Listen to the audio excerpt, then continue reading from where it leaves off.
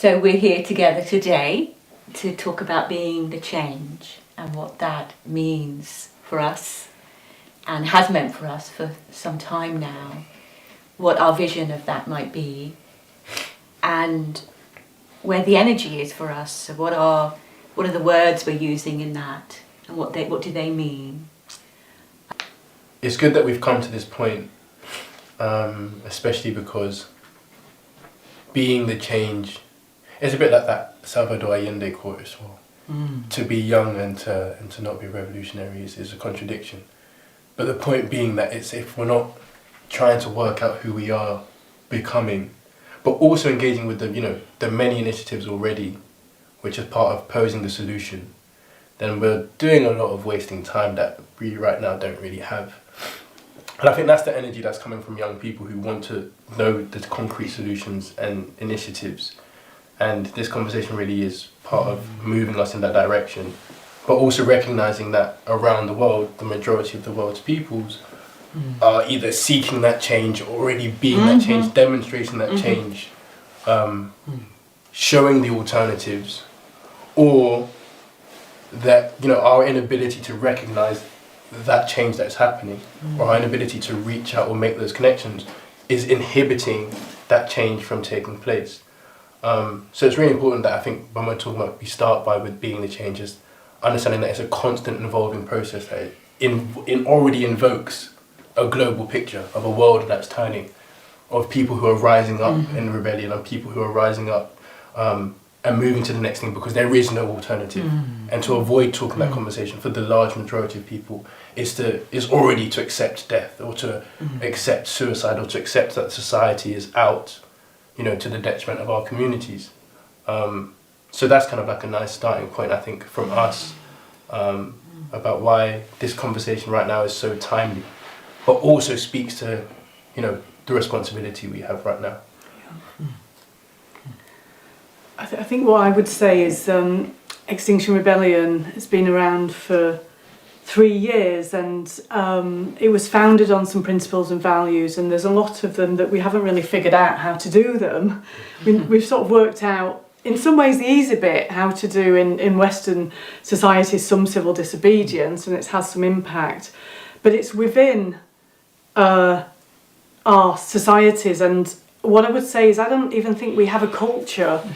Really what we have is a disease, and it's called wetiko in the Algonquin languages. It's a paradigm of domination, of taking, of extracting, and we're all in it. We all have parts of it that shows up.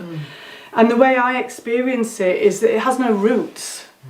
And the roots of togetherness are the things that we can do right now when we talk about repairing the harm.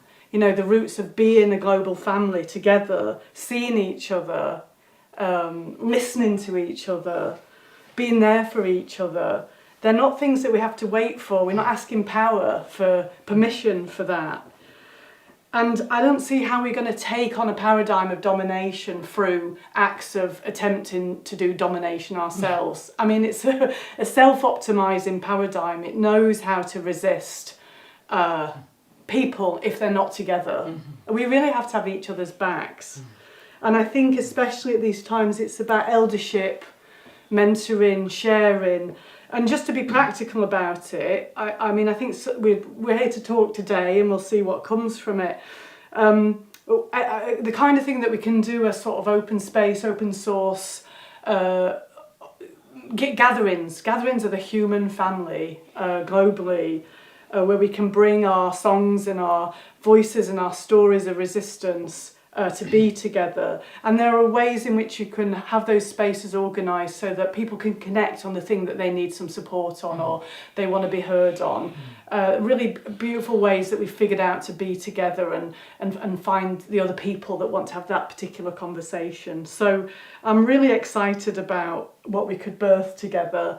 I think getting this fractal right, this seed, feels like pregnant with possibility in our motherist ways that maybe I'll use that word to segue into you, Esther, because I love that phrase you've just introduced.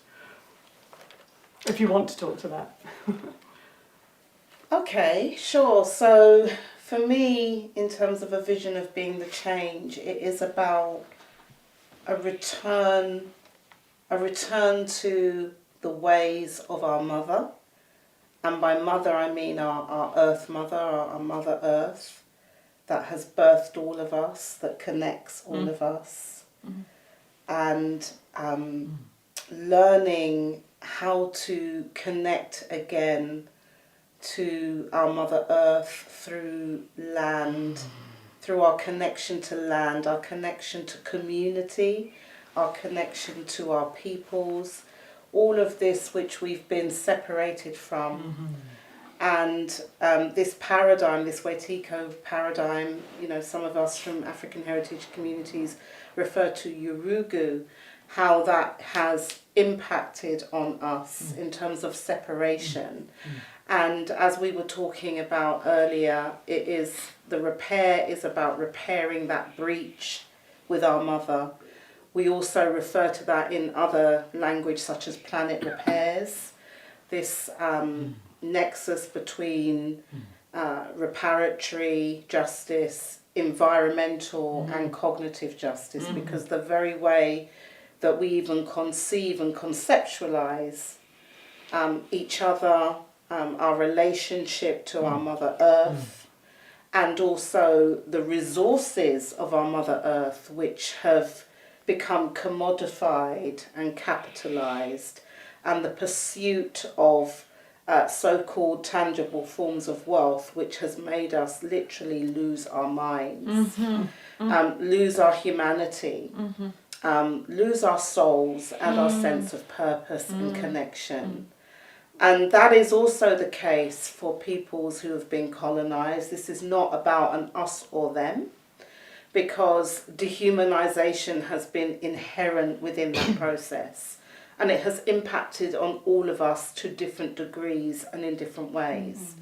And so as a reparationist, it is about, first of all, stopping that harm. And the being the change is about promoting the alternative ways of being, the alternative ways of relating, repairing our relationships as well, which have become fractured. And this is one of the aspects that I think has been most missing in certainly the journey of those of us who have been part of Extinction Rebellion from its beginning, actually, especially those of us in Extinction Rebellion Internationalist Solidarity Network. We've always raised this. It's not always been understood. But we're now at a time where we can no longer keep, as Gail has said, appealing to other structures and other people's power to emancipate us. We have to do that. And actually, as we have been saying in Extinction Rebellion Internationalist Solidarity Network, our communities who have been in resistance for centuries have been leading the way. And they have been maligned. Our knowledge systems have been belittled and demonized.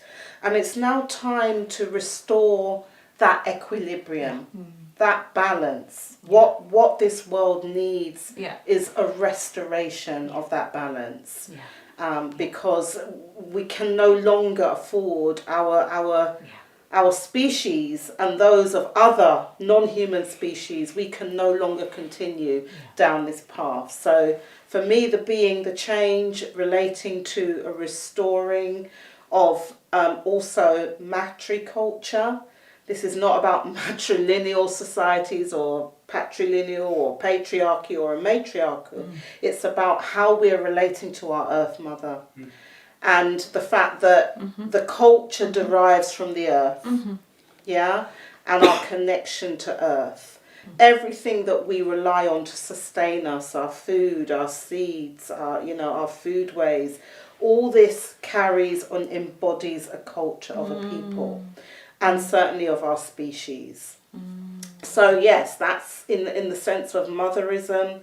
It is an African perspective, alternative to what has come out of the West in terms of feminisms, that embraces a holistic relationship between people whatever gender they may be, or however they self-define, but also the relationship between our Earth Mother that sustains all of our lives.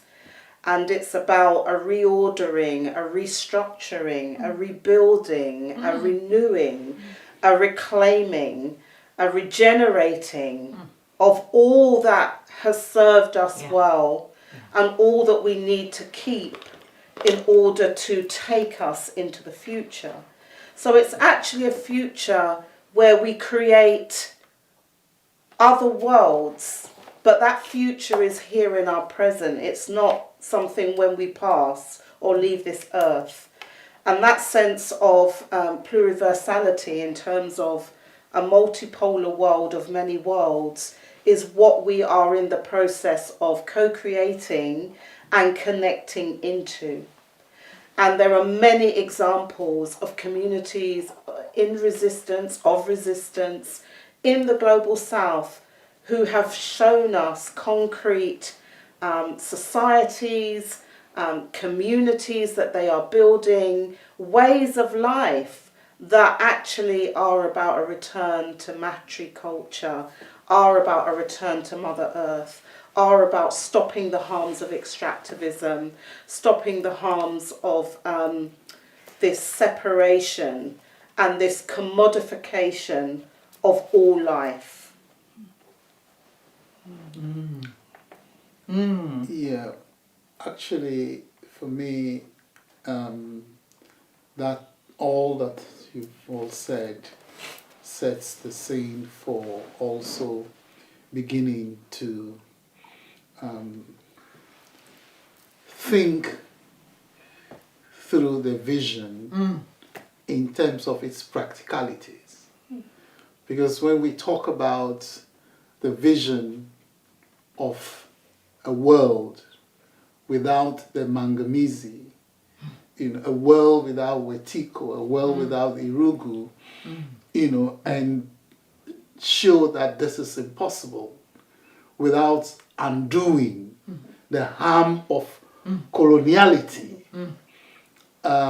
Some people find it difficult, to picture that world, without all of these atrocities of, colonization, and seem to find it so hard, to let go of this harmful, reordering of what, from the very beginning, the peoples of the world as one global human family, understood so well, and the evidence, is there in the history that we've all met together, everywhere, which has been so hidden away from us and distorted, which, some people are now, beginning to bring it out, which emphasizes the correctness of the view that many of our indigenous scholar activists, pointed to long ago about the possibilities, and the capabilities of our one human family, creating a world without us harming each other, because that is their experience. That is what the history of the world truly, tells us. And for me, this is the time after, some of us have come from, being involved in making this journey, and Extinction Rebellion has been a meeting point, where we've encountered others, who, doubt this, past of humanity, doubt these possibilities of moving from this present of harm, to even a present, not just a future, beginning to create a present without harm, that takes us into a far more beautiful future, for many, many generations. And the practicalities are just, first and foremost, being the change means being the change to stop the harm. And it is, mind-boggling that some people will think that with all that, we have accumulated in terms of knowledges, with all that, we have demonstrated even human beings are capable of doing, with all that Mother Earth herself, demonstrates in terms of the power of nature, not just its beauty, but the power of nature, to do literally the impossible. Yes. Right? We still doubt that we can stop the harm and create a far more beautiful world where we restore the familyhood, of all of us, not just of human beings, but of everything else, because we are all connected. And the practicalities are that first and foremost, we can say no more harm. Yeah. And bring the power within and without ourselves to bear on ensuring that we do not allow anybody to do further harm to our Mother Earth. And by bringing ourselves, back to be that force that safeguards Mother Earth from any further harm, we would demonstrate the power to be that change that brings the world away from this precipice, from this falling over, this cliff, that some people are rushing headlong, into. And we do that by just being there for each other.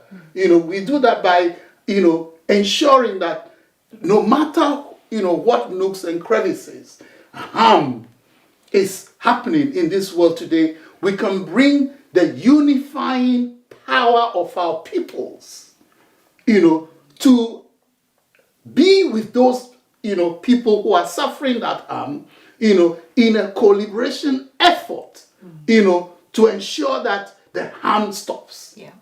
Yeah.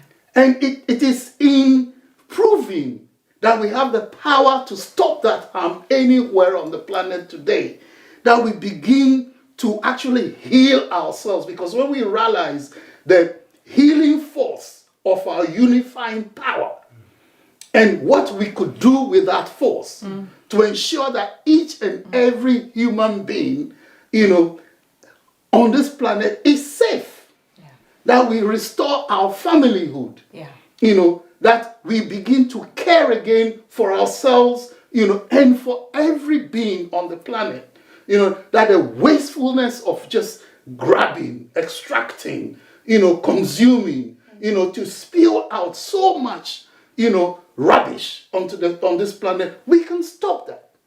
And it is in that process of ensuring that the school children who are crying out in Ghana today, why are they suffering so much in their homeland? Community activists who are being murdered across the world, that we can bring the unifying power, of our peoples, to defend them, and that we can then begin to see the beauty that will emerge from just one simple thing, our togetherness. That Bob Marley, put in these beautiful words of one love. I mean, it is mind-boggling that in this day and age, with so much accumulation of knowledge, with so much, harm, and the consequences of that harm, that the one thing that seems to escape us is the ability to demonstrate the kind of love in which we see protection. Yes. Yeah. And we see that the life of one actually is the life of all of us. Yeah. And this is what will make, our rebellion for life meaningful. When again, it is one for all and all in the bosom of Mother Earth. This is what being a change means to me. It reminds me of, sorry, just quickly, Cornel West, I think, says something like, love is what justice looks like in public. Exactly. Yes. I mean, the Stop the Mangamese campaign, we also say, stopping the harm is the first step to repairing the damage. Yeah. And Martin Luther King said something like, the work of justice is correcting everything that stands in the way of love. Yeah. That's what we want so much more than justice and rest, and it will come from love, and it will be love in action. Fierce love. Exactly. Love that comes from the mothering principle, which sometimes I've described as the principle of protection, the principle of care, and the principle of creation, and Regeneration. of that, exactly, right? Of life force, of new life, of life calling for life. And what you're talking about is reminding me, so in this vision that we're sitting with together with many others, because it's here, many people are talking about this across the globe, right? Is this restoring as we, to restore, to remember and repair. There's a restoring that's needed now, because the dominant culture, that is perhaps no culture at all, has a big story, right? It's a story, the hero's journey, that there's some power out there that we have to ask for change from, that it's not us. There's an imagined salvation. But what if it's us? What if it's being our change, And what does that look like? So what part of the work, I know our work has been together, is thinking about the language, the new language around that, and the new stories of that, right? And sometimes what's happened is that when you introduce new stories and new language, they're very challenging. It's very challenging. And people go, well, I don't get that. What does that mean? What do those words mean? So when we've spoken about pluriversality between us, for example, and when we've spoken about co-liberation in the movement, people are, it's tricky. What does that mean? What do those words mean? What is this new story that might be compassing us towards? And I'd love us to talk a bit about that. Well, you see, for me, people who go off that tangent,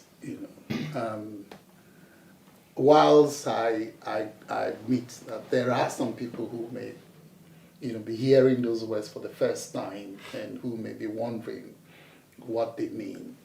And, we need to spend time with those people in, honest dialogue to deconstruct, and construct together with them, to unlearn and learn together with them, be prepared to listen to each other's stories, each other's experiences, each other's perspectives, and explore what these things mean, right? So that's on the one hand.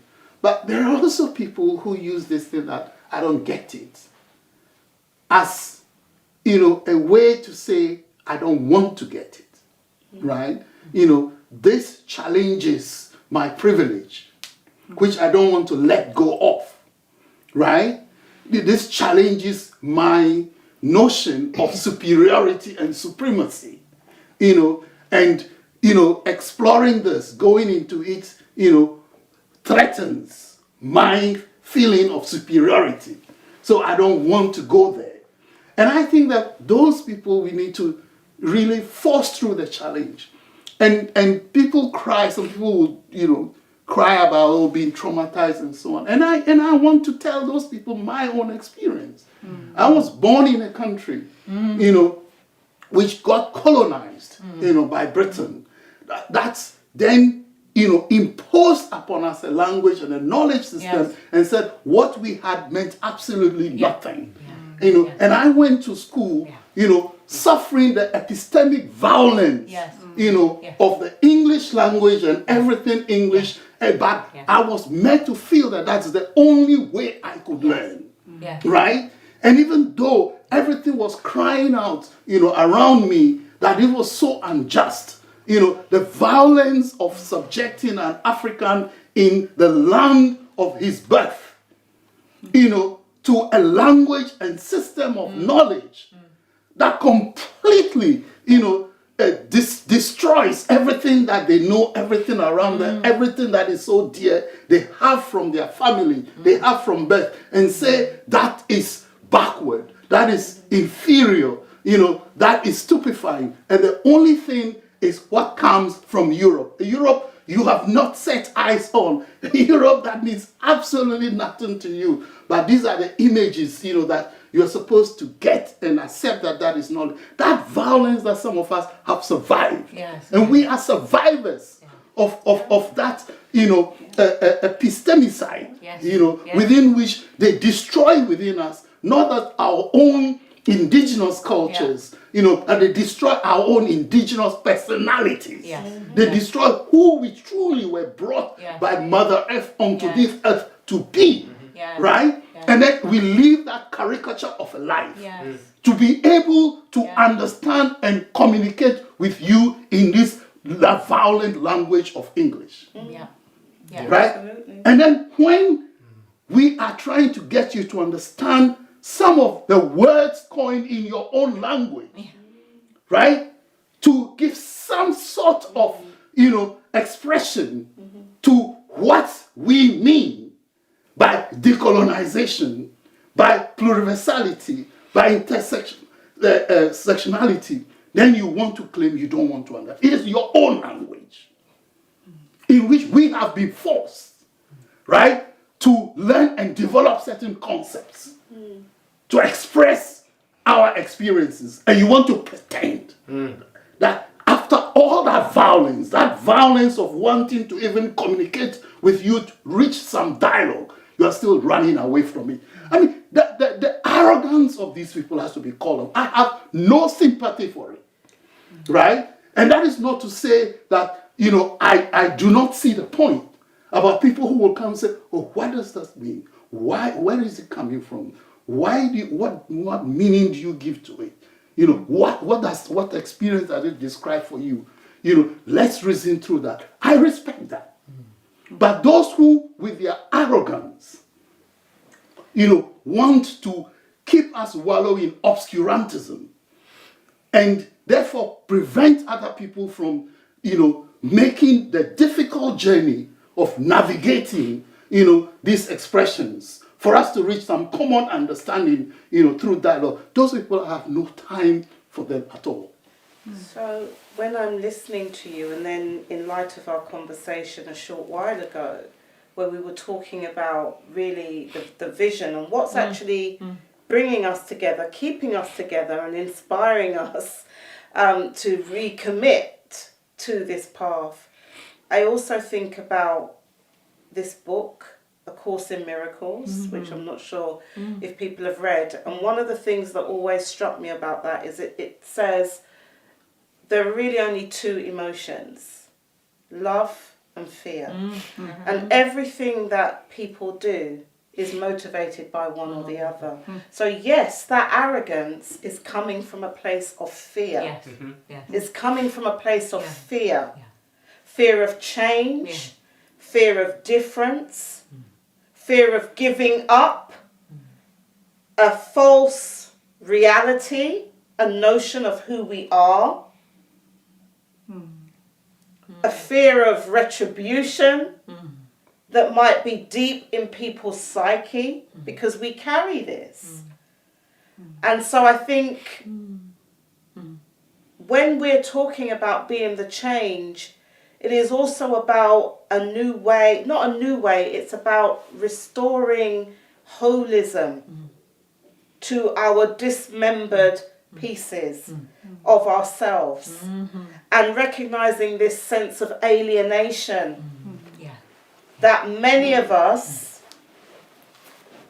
racialized differently, bodied differently, or what have you, have come to be socialized into.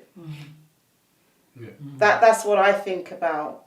And so In terms of the that motherist tendency within me, which has to be able to see the whole vision, the whole picture, Yes. even in relation to when we're trying to, transform our present reality from what it is into what we would like it to be.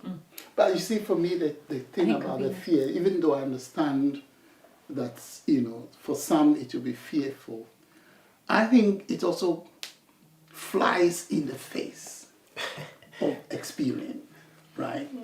This is a country which took upon itself,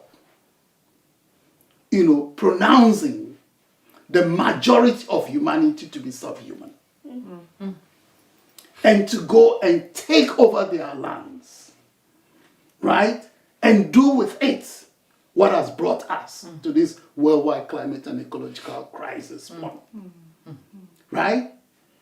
But within that period of hundreds of years, right? Apart from the majority of humanity in perpetual rebellion against, that violation of, the rights of Mother Earth that we all have, right? There have been people who've risen from within this society, right? Who've challenged it, right? Who've refused to be part of this supremacist myth, with which some people have become intoxicated, right? And who have, with immense sacrifice, written, some of the most beautiful chapters of world history with the majority of the peoples of the world. That this state, when it suits it, claims for itself, right? The movement against the chattel enslavement of African people, right? It was not the ruling classes of this country, who started it. It was started from below, right? But ordinary people who eventually saw common cause, as also experienced some form of enslavement and rose against the grain with violent persecution, people being hung, drawn, and quartered, right? But they persisted, and then wrote that chapter that today is claimed as Britain played this role in the abolition of chattelism. But also let's look at the empire upon which they claim the sun would never set, who compelled its dismantling. It was still ordinary people of the majority world, with people from this country who also rebelled against empire. And now, of course, the credit for the world to some extent, with nations you can no longer call, officially your colonial domains, Britain claims credit for it. So for me, it's the same thing of today. Why is it that those people can't look into their own history and see the very British, right? Men, women, and even children, young people who rose up, together with the majority of humanity to make these changes, who made themselves the change, at a particular time without begging, royalty and empire. To grant them the right to be the change in those times. And so for me, it's disingenuous on the part of present generation. There's so much to learn from that real story of this country, our story that we all as the world of humanity have created in this country. Right? If you don't want to look at that story as it is there in Africa, or it is there in Asia, or it is there in Abiyala, look at our story in Britain and wake up to it. So, if you wake up to that truth, if you have the courage to face that truth, and you have to, then that fear should disappear. And to me, to have the courage, you have to also eliminate that fear, because all of who you're talking about, they had challenges, they would have had obstacles, they would have had people from maybe in their family or their own circles who were like, why are you doing this? Why should this matter to you? They had to overcome those fears and do what they were doing anyway. Yeah. That's why I think it's helpful that we started with this idea of motherism, right? Yes. Because anyone that hears who has had a mother or just engaged with the concept of motherly love won't deny that love is really painful.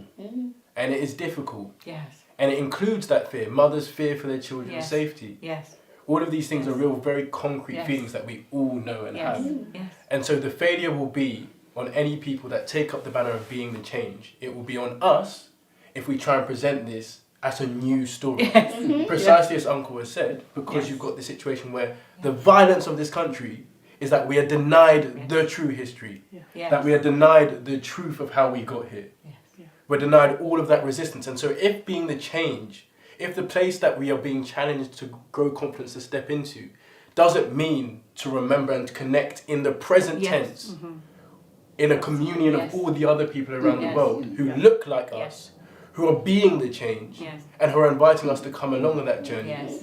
And we see that as a whole new thing, Yeah. rather than in telling other people to take us, Yeah. Yeah. you may like, look, this is something that is very present and is very much within us, then people will fail to engage with this idea. Yeah. And that is also a burden on anyone who wants Yeah.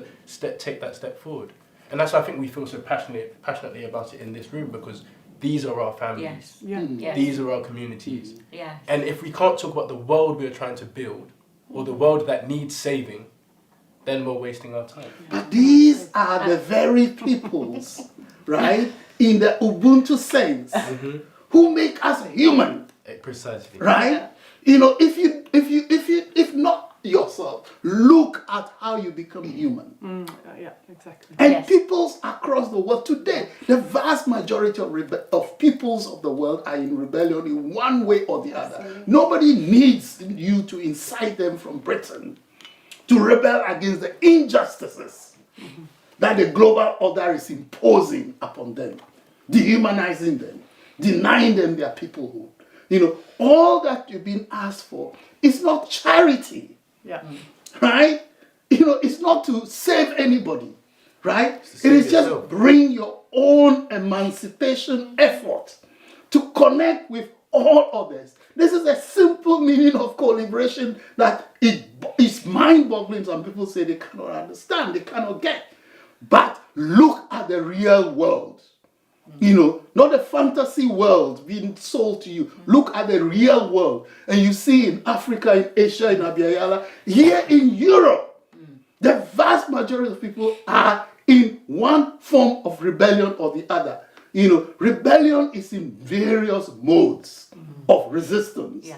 And if only we can connect those modes of, you know, resistance, various modes of resistance, to feed into each other, to support each other, to grow, you know, a unifying people's power that will set us all free, because we will be setting ourselves free as a change. If we can do that, then it should not be as difficult as some people imagine it. And I think that's the real thing. One of the stories of this non-culture, this disease, is that we're individuals and you go off and you do your therapy on your own and all that stuff. And being raised in a culture that tells you there was 1066 and then there was Henry VIII and then there was the Second World War, doesn't talk about the enclosures, doesn't talk about the clearances, doesn't say that we burnt the witches. We did this to ourselves in this country. You know, this happened to us. You know, Boudica was... her daughters were raped. She was the Queen of England when the Romans came. This is our history as well, right? And you know, we know that we were offered some comfort, but comfort is the death of your own humanity. Is how I experience it. And we live in a very sort of death-phobic culture that doesn't want to think about death and dying. And I think that's part of that, you know, consumerist. Colonized culture. It's like you don't have ancestors and you don't have next generation, you just have you and your death needs, and like it's in our bodies, just like there's a discomfort. And the way somebody once said it to me, and I think it may be a useful way, is when you're in that so-called position of privilege, because I don't think being a non-human, you know, comforted person is especially privileged in reality. You know, obviously it comes with some things. It's like you've been given a hammer covered in nails and you're gripping onto it and the nails have gone through your skin and scabs have formed over it, and you're without actually even knowing you're doing it, you're like bashing people on the head with it. And you've got to put that hammer down, you're going to have to take your hand off and it's going to hurt some of it, But like it's hurting, and that's what this shutdown that we go into, and it is, some of it feels difficult. But God, put that hammer down, folks. It's a process of liberation, and I think this is like not just like black, white, able-bodied, disabled. It's all the stuff that goes off in this paradigm of domination, and we can't do it on our own. We've got to hold each other in it, haven't we? We've got to hold each other in it. And what does that look like? And do you know what? We don't have to invent anything. It's already out there. Yeah. There are really ancient technologies of healing. Yes. And, we have some modern tools and technologies which might mean we can come and be on some calls together and bring our gifts, Yes. And that's what when you're saying it's not charity, it's like, good, that whole thing of like, what each of us need and what each of us can bring is like the first step to me of deep human connection. And don't make any assumptions about what you might be needing and what you can bring to get out of that charity mindset. I mean, what a liberation. It should be fun, playful as well, and empathetic and all the rest of it. I think, Gail, you're speaking to why I put the co in front of liberation. And 2 years ago it was that word that was hollering to me around XR's need, actually Extinction Rebellion's need, and so this fear that you talk about that has gathered speed in these last thousands of years, right? This fear has gathered speed. And it's gathered speed in what can we call it, a non-culture, some kind of dismembering of our togetherness, right? Because the most frightening thing for any human being, for any mammal, is to be alone. Yeah. The fear of abandonment, right? So we are stuck.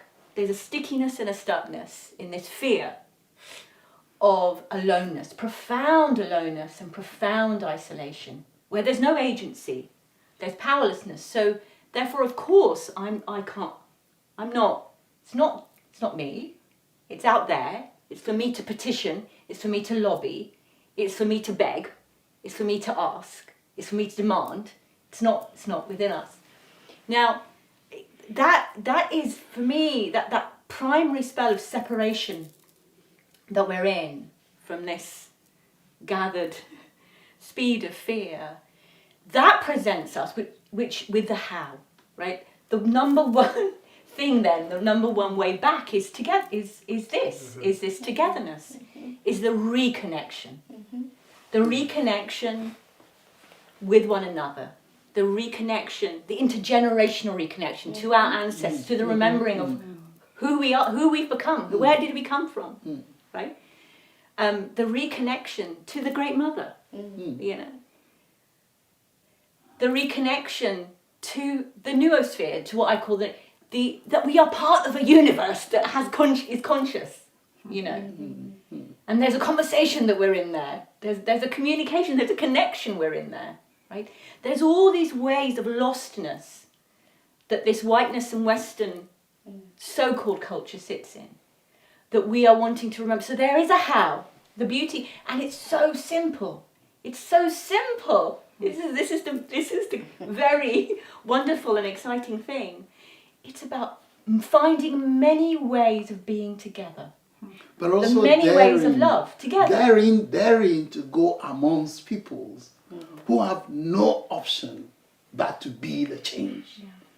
Yes. And that is the majority of peoples in the majority world. Absolutely. For whom they know there is nobody. There's nobody. Yes. Except they have to do it for themselves. And they're doing it. Right? And if only we could venture to go reach out to them, go amongst them, invite them into our spaces, right? Instead of thinking, we can play some white savior for them, but go out amongst them, invite them into our own space. And this is what XRISN is all about. It is bringing those people into the spaces, within and outside of, XR, in the global north, so that people can see that these are people Yes. more human Yes. than human, Yes. you who are reaching out with love, Yes. right? And if there's any weapon they wield, it's not the guns and the bombs and so on that are rained upon them from this part of the world. It is just their hearts, their minds, their spirits of resistance, calling forth the human being, in others, like them. And that is really what we need to face. And that is what being a change is all about, as far as I'm concerned. It's just daring to see the human being in other human beings, and to embrace them, in the wider embrace of our Mother Earth. And as we say, from the Ewe community of our indigenous Beto Nation, to dare to experience Miano Benono, to dare to experience how living the life of Mother Earth is truly like. And that is the only thing that will make you overcome that fear. When you know that the life that will emancipate you is the very life, natural life of our own great Mother Earth. And all you have to do is to pluck up the courage to dare to live like that. Yes. I think what you're talking about there, Kofi, is the turning towards life, right? And it presents, though, for us in our conversations and in our ways of thinking about the ways of working, thinking about what our own agreements might be, thinking about systemic commitments, we've called them. It presents real places of reimagining what the relationship is.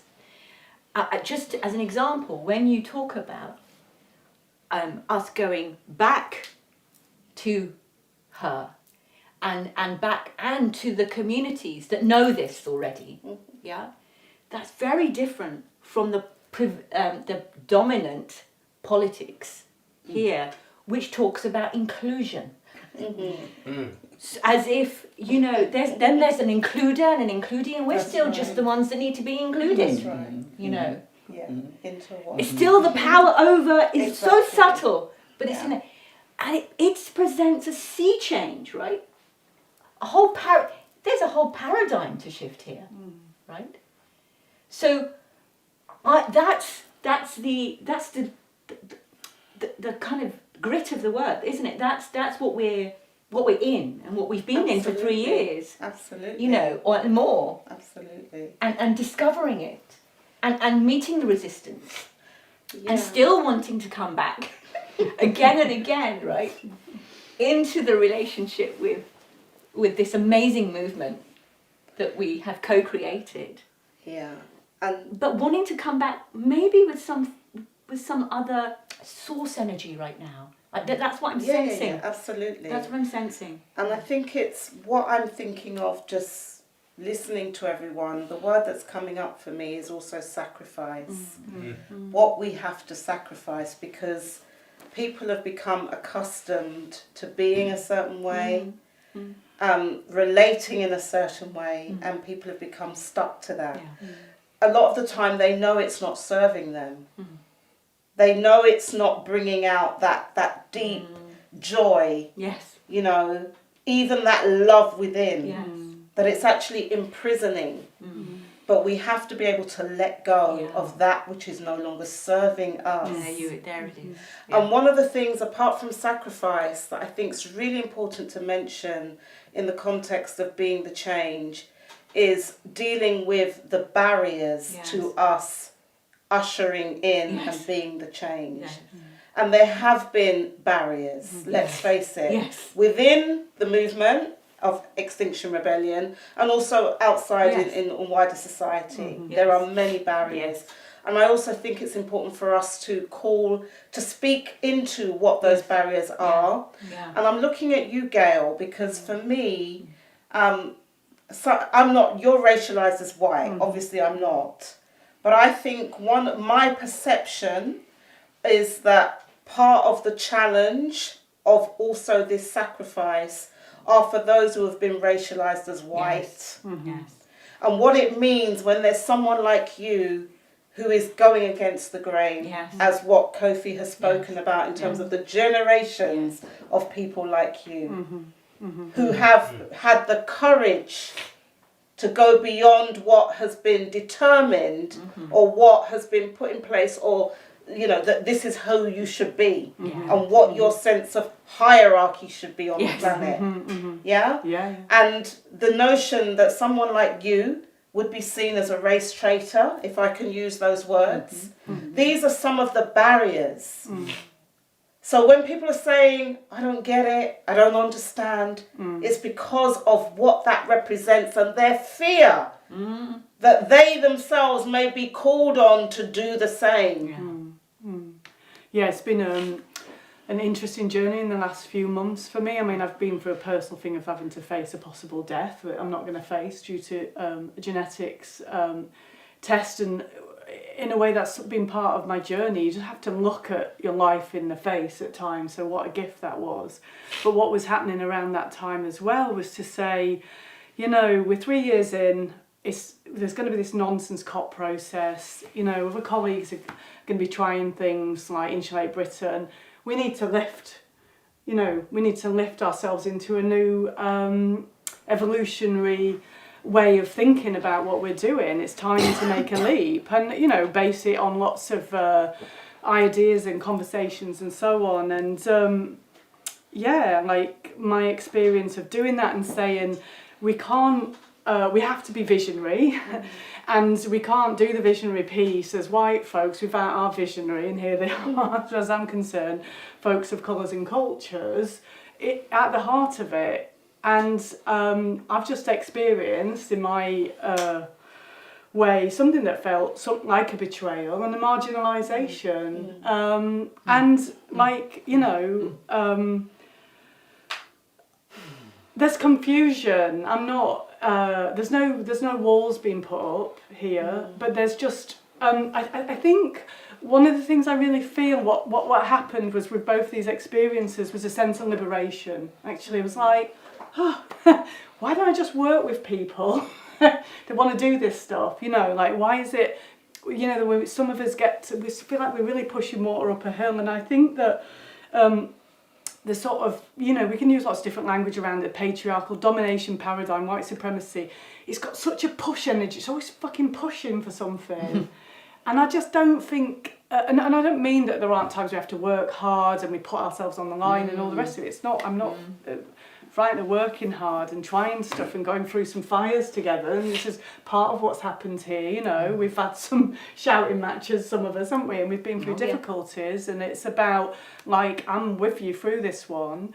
But I think it's, the other side of that is that there's an attraction energy in the universe. This is, we sort of, our background in science, we talk about entropy and that things deteriorate, but actually the force of the universe somehow, it seems to be, is attraction. Like single cells somehow got together. There's bits of fungus that are in our bodies. The mitochondria in our own cells comes from bacteria. Like weird stuff happens in nature, and there's an attraction force.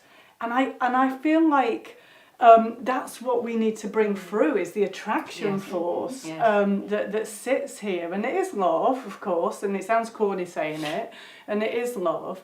But it's this, you quote Martin Luther King, it's love without justice is insipid. It does have to have those times when we feel challenged, and we say, like, no, this is not going to happen without each other. And like, I don't know what that looks like. And I suppose that's the other thing as well. Like, I feel like there's a lot of obvious things to do probably. And I really feel like this has to be our young ones at the centre. Like, I'm really excited by what Radical Restart came out of XRU for doing around deschooling, the decolonisation work that's going off. But there's something here that's okay to not know, like we haven't got a plan, we're going to roll out a plan, I know how to do it, just do this, do that. I've had, colleagues telling me you just have to keep it simple. Like, simple is relationship, And the sort of sociopath within us, the narcissist within us, the nihilist within us, we're not focusing on relationship, and this system will promote that to certain, within us and amongst us to certain positions. And slow down, folks. I want to maybe finish by saying I think it's the winter here, and I know others amongst us need to rest. I hope we get a rest. And it's like what the earth asks for us at this time is to put our seeds into the ground. You know, there's so much desperate energy around there, and that's the fear body. It is desperate times, but it's been desperate for a long time. We're just on the same desperate curve. There's magic in nature. You know, I mean, reading Paul Hawken's book about the Azolla fern that cooled the planet. I mean, there are things that we can do with nature that will do things quickly, but it's not going to happen until we're together, right? So we're putting some seeds into the earth this winter, and I hope that there's some resting happens, actually, to I see think what that grows. people just have to learn to live, as you say, learn to trust and live the life of Mother Earth. You know, I think the greatest pathology of whiteness has been this, delusion and illusion that you could dominate Mother Earth, right? And therefore you remove it from the living being that she is, the mother to all that she is, and then start violating her because you just want to extract, extract and extract to satisfy not your natural needs but greed. All this overconsumption is really gluttony. It is sadism in its the worst unnatural, form. And if only people can learn, to live the life of Mother Earth. I was asked once in one of these major TV programs, actually when I went, speaking on behalf of Extinction Rebellion, I was talking about the importance of learning from the indigenous peoples, of the world, and they are trusting, of Mother Earth, and they are trying to live according to the natural laws. Say, so you want us to, strip naked and be in this, flimsy clothes with spears and clubs and hunting? That was how. Someone actually that was how the presenter off camera, I hope. No, on camera. Oh my God. Actually, I'm looking for that clip. I've never seen it. And of course that I wasn't given even a chance to respond to that, right? Oh my goodness. I just went away feeling very sorry for this person, right? If that person knew what that life meant, when you can wake up and see the beauty and, plenty of Mother Earth around you, you are not in a hurry. You take your time, to, as they do in my village, you pluck a leaf, you pray, because you are taking something from nature, right? To kill something for food, you pray, you go through rituals, to respect other beings on this planet on which you depend, right? And in that you see your own, self as that part of that Mother Earth, and the beauty of the air, just roaming free, without all this accumulation of clothes. I mean, people go to almost Oxford Street almost every week to buy new clothes, right? Accumulate shoes, accumulate bags, accumulate all these things. You don't need all of that. You just need your human self, and other beings around you to enjoy what real life is. And if those people knew why all these multimillionaires, would die, to own pieces, of land in those parts of the world, just to be able to wake up, and look, at the skies, and the stars and the beauty of this, that alone has a healing, which no pharmaceutical industry can provide for you. So I think there is an educational work that needs to be done. But education in terms of action learning. If people can forget about all these tourist trips they make, to other parts of the world and just go out, into those communities, particularly communities of resistance, the value of land, the value of everything around them, and they can take them through, the journeys of what life means for them. I'm sure that they'll have a better appreciation of not only of that kind of life, but also of the human being that they are. And the fact that life in this place is so far removed, from what, human beings should believe. And I want to, end this on this. You see, it was no accident that here, when, enslaved, Africans were brought here, and those also who were escaped, from their so-called masters and mistresses, were looking for who, to build, new relationships with. They went into various, parts of this country and encountered various, movements. One of the stories that has not been properly told is the story of the likes of Robert Wedderburn, William Davidson, and those who, joined the Spenceans, which is a society founded by Thomas Spence. That's in the debate about industrialization, and development in this country, insisted that people must be returned to their land.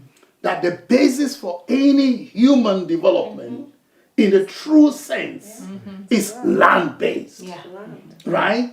And that they must undo the laws of the enclosures and bring back land and equitably distribute it to everybody. And if those people, their revolutionary pursuits, had won, we would be thinking not just of a different Britain, but of a world without the climate and ecological crisis. So the battles we are fighting today are not new battles. They have been fought over and over and over again, by Europeans who insisted on their European indigeneity until it was robbed of them with this myth of whiteness. Right? And whiteness has been, a violent imposition on Europeans as on everybody else in the world. And if only the young people particularly, that's why it's important to look to the future that is emerging, in our present, in terms of what the global majority versus is doing, what Radical Restart is doing, what the XR Affinity Youth, network, is planning to do, and doing so in collaboration endeavors with their peers across the world. They're not, working on an Insulate Britain project, right? They are working on a global project where locally they unify their forces, with their peers and their communities of resistance across the world, and ensure that those communities, work together in collaboration so that they can rediscover community in these parts of the world. And I think that is a real challenge. For those who are afraid of what collaboration means, look to your young. Kobina. Who are daring, to venture where, some of those who should have known better are afraid to go. What you're saying is reminding me, Kobina, so, it's, we have an attachment, some of us, to a theory of change, right? As if we could know what the change might be, or how. We could fully know. We could fully know, right? Before we start even. So what the not knowing feels to me part of is that if the work is of repair, and if the work is of coming back to our young ones to say, what do you need now? what's your life force telling you? What's your because every generation is an evolution, right? So they're carrying the seed of the next human evolution. And so how could we know unless we go back into that relationship with people and our young ones who are closer to that knowing? They're closer to that knowing. It's true of the indigenous as well. It's true of matrifocal societies too, that because they're in deeper relationship, because there's more interconnection and interbeing, as Thich Nhat Hanh calls it, there might be more knowing of something worth knowing, right? And yet, what we've been doing here in Extinction Rebellion, and it's not wrong, because we want to know, and because actually we've been making some good guesses. Social movement theory offers us some good guesses, right? The work of Paul Engler and all those amazing Erica Chenoweth and all these people that we've been leaning into, they all offer something. Yeah, but you see, that offering can only make sense if people open up to what this, movement ought to be, has to be, For right? sure. A learning movement, a movement where we all come with what we know and admit what we don't know. Yes. Right? Yes. Where we engage in shared learning, where we bring our curiosities, to actually critically share and interrogate each other, right? And not be afraid, of stretching further the horizons, of knowledge and, human existence. And, knowing that on this planet, as you said earlier, this is a wonderful, magical planet. It really is. What it is capable of. Yes. In the same way that we as human beings are even capable of. We haven't even scratched the tip of the iceberg. The power of our humanity. Absolutely. Yes. Not our inhumanity.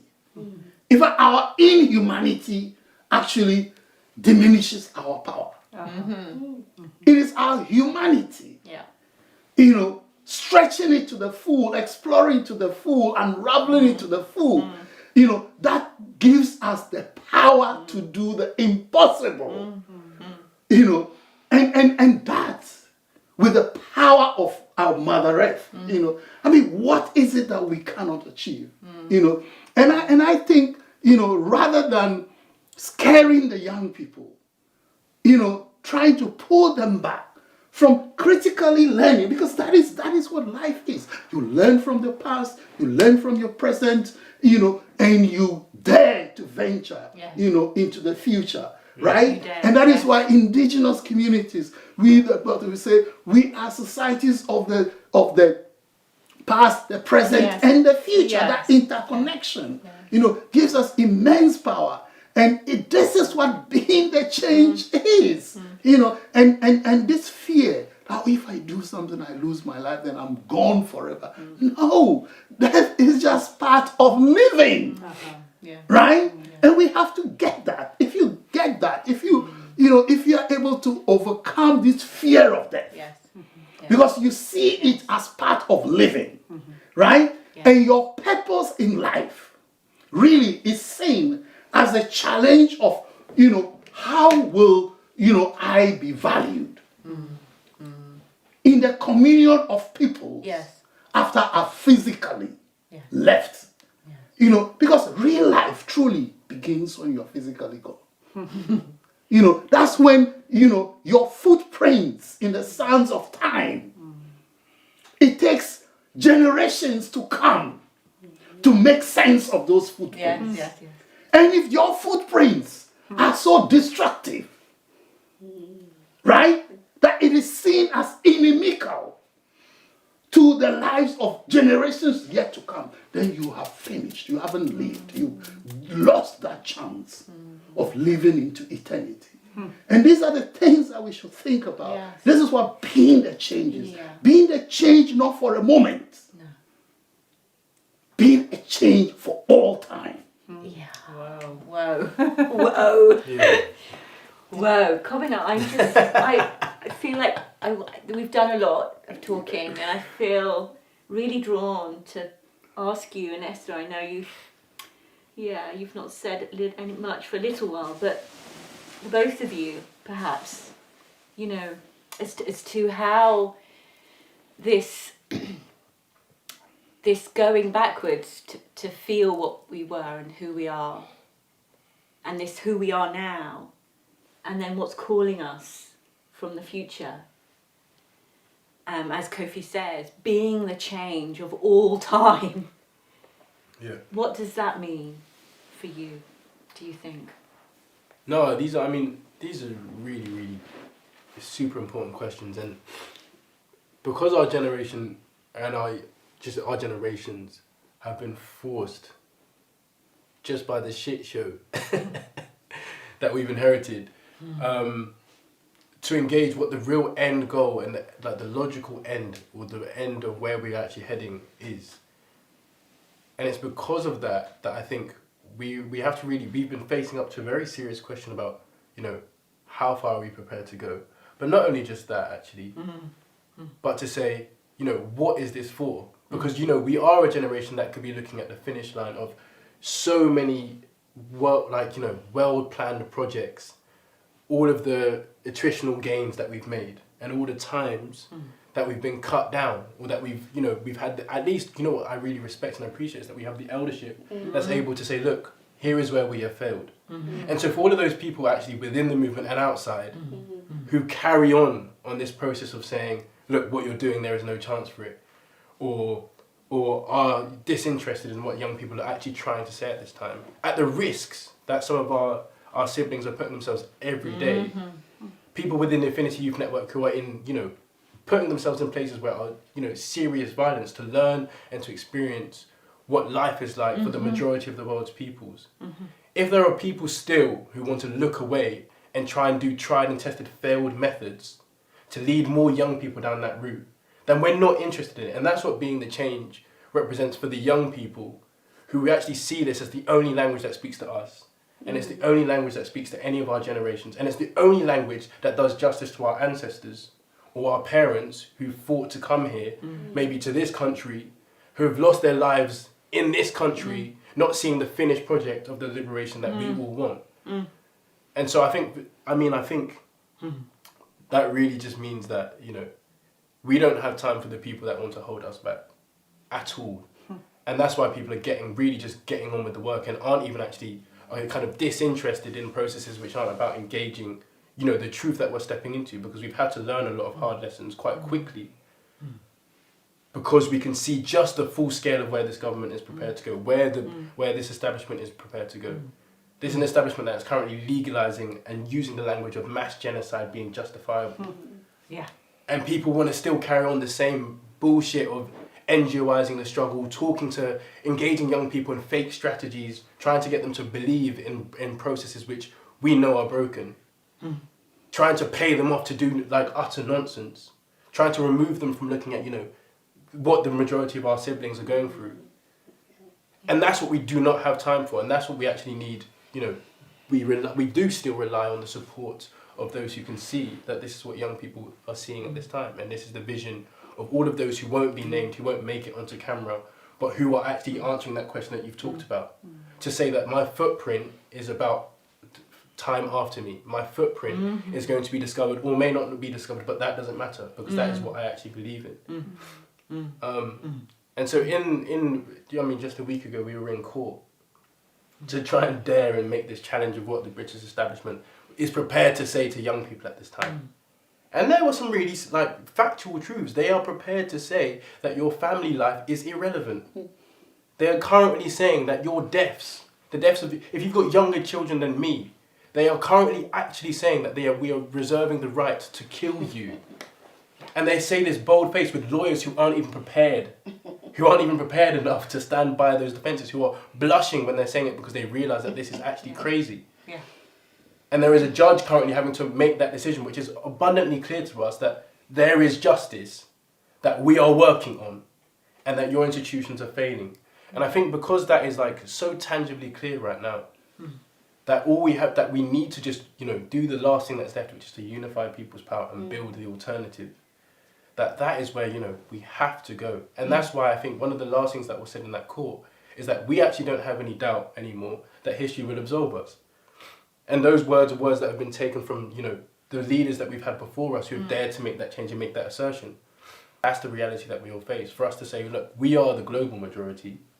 We all remain completely, very much colonized because we all remain without the entire emancipation of each other. And that's where we're at, and that's where we can really go. And so being the change has to open up that space, and it is opening up that space, and that's where that's where we sit as young people. In fact, we've been long waiting for this, and we welcome it. You've really articulated what we've guessed at is the definition of co-liberation, which is that a knowing and a being that my safety and my freedom and my flourishing depends on yours and yours on mine. I really depend on you, and you really depend on me for all of it, for our whole life, And I think you've beautifully articulated that, Kobina, so thank you. No. Esther, I'm just kind of thinking that I reckon you have something profound to say, because you always do. You've got that face on. I know that face really well now. You do. What does it look like? Well, for me, very practically, because I think sometimes when we talk like this in this visionary way, because people's lives are about survival and just kind of staying on this treadmill a lot of the time. They don't take the time for themselves to even just imagine that things can be different. And if you can't imagine things can be different, then you are not going to put the work in terms of how you live your life on a daily basis. So as a reparationist, now 20 years, I feel everything that we're talking about, for me, I don't disassociate or dislocate from the movement that birthed me, as it were, in terms of my own political activism, and the vision, which is actually an intergenerational vision about restoring that balance that I spoke about in the beginning. For us, the highest version of it in African people's memory, living memory, we would refer to as Ma'at, which is depicted as a goddess, scales of justice, from ancient Kemet, otherwise known as Egypt today, and also Ubuntu, from the Bantu-speaking peoples of southern Africa, which is really about our humanity. What makes us human is also about how we interface with other humans. And also our Mother Earth. That is part of how we define ourselves as human beings. And so in our conceptualization, in particular from certain formations that I'm part of, such as the Pan-African Reparations Coalition in Europe, which also birthed the Stop the Mangamizi Recharge Genocide Ecocide campaign, with others, we refer to Ma'atu Buntuman, which is the vision of a repaired Africa, which is a global Africa, incorporating those of us in the diaspora, in what we refer to in the diaspora as Ma'atu Buntu Jamas. These are African heritage communities for national self-determination. They are kind of like model communities where we're repairing ourselves, deep adaptation, transformative adaptation, living on the land, growing our own food, glocalism, all of the things that a lot of people are converging around today, from different ideological and political and cultural standpoints and stuff like that. And that connects with similar processes happening, real processes, which we refer to on the continent of Africa as Sankofa Homes. And there is one particular community that we're very connected to in Abatime. So Oshe, Tekpo, the seventh in Ghana, West Africa, is part of that, working with many of us here who are rematriating. Yes. Yes. Yes. Which is not just a physical return process to our homelands, but it's also that spiritual, cultural repair. Yes. And it's based on land. Yes. Yes. And, as we would say, each other again. Yes. Yeah? Even if we speak English as a colonial tongue, Yes. we still have to learn the ways of Yes. our people, a return to our indigeneity. Yes. Yeah? But that's not just about us as African people, because we have birthed humanity, Yes. and Yes. we know this. Yeah, so our bloodlines run throughout all human beings. Yes. If you're a human being, Yes. our bloodlines run through you. You go to every place on the planet, you go back deep enough and you are going to find people who are melanated. Your black mother. You're going to find that. Yeah. Can't escape it. Any people on the planet, including in Europe. Yeah. Including in Yeah. Europe. Yeah. Okay? Yeah. So that is this notion of the being the change as a reparationist, it is about concrete processes that are underway. Yes. And we know that even this vision for African reparations, which is actually about a civilizational challenge. It's a civilizational shift. It's not just about us as African people. Because we are everywhere. And when we move, we're conscious of this. The whole world Yes. follows in our path. So we have a historic mission and duty that we're very conscious of. And it's about also helping to catalyse in the spirit of co-liberation those self-repair processes of other members of the human family. Okay? Yes. Yeah. Yes. And so we refer to that global process as the making and establishment of Ubuntu Dunia, which basically means a multipolar world That's of right. global justice.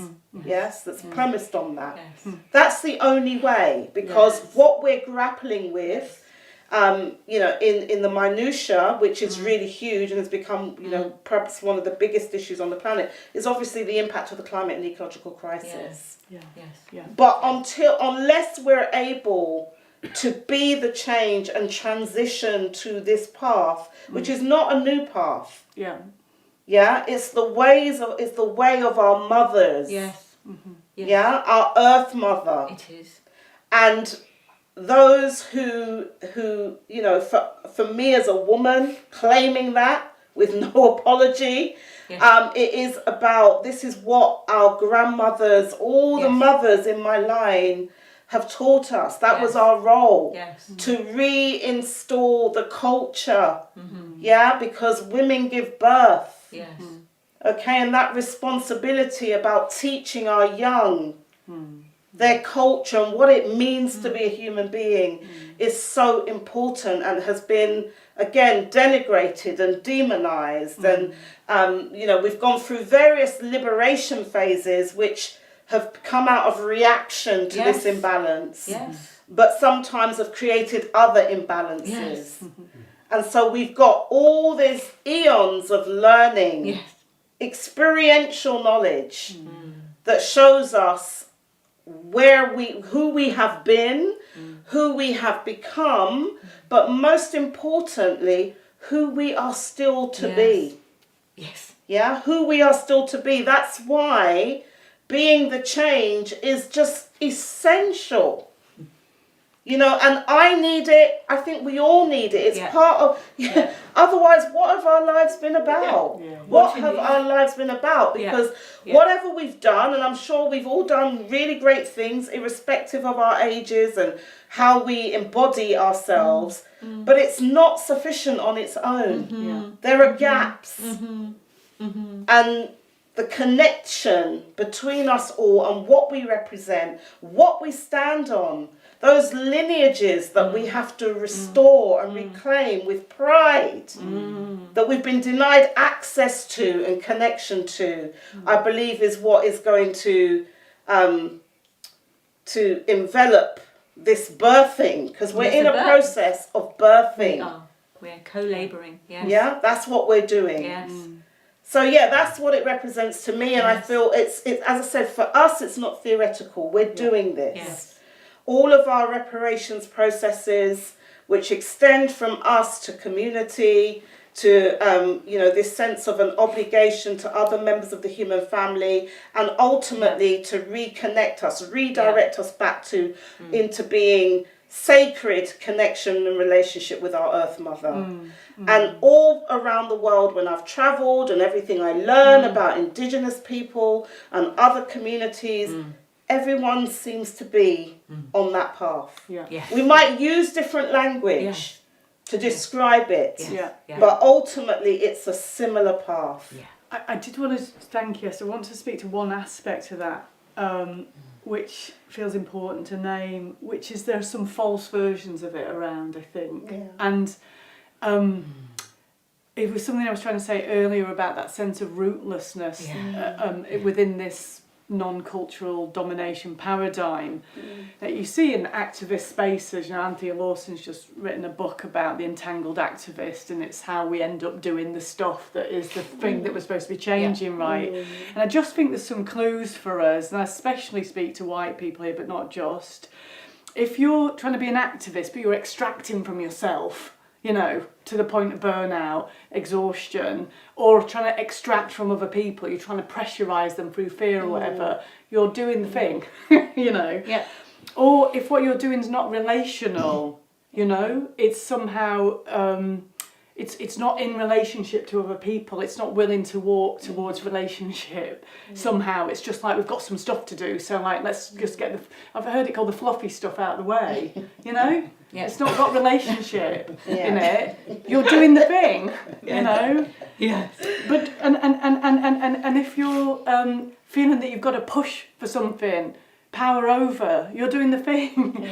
And I also want to say though, any sense of superiority, you know, if there's a glimpse of this in me now, you know, I'm doing the thing, and it shows up in these kind of like half-baked things that get offered, especially in this non-culture that I'm in, you know, the sort of so-called spiritual cultures. I've heard somebody talk about light, you know, rather than white superiority, and light superiority. You know, I'm more spiritual than you. The sort of superiority shows up again and again. I know better. I'm right. Like ego. Yeah, and like, you know, it's all we're all going to have it at times, and that's where we need to hold each other. And in the liberal ways in which that we let that stuff happen. So.